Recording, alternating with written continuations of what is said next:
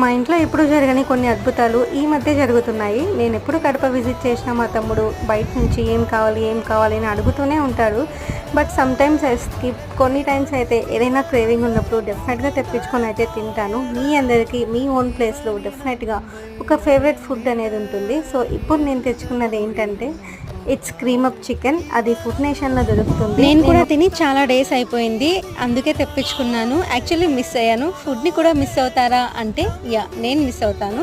నాలాగే మీరు ఎవరైనా ఉన్నారా? సో డెఫినెట్గా నాకు కామెంట్లో అయితే చెప్పేసేయండి. అండ్ మీ ఓన్ ప్లేస్లో మీకు ఇష్టమైన ఫుడ్ ఏంటో కూడా నాతో చెప్పండి. సో నేనైతే నా ఫుడ్ని హ్యాపీగా ఎంజాయ్ చేసేసాను.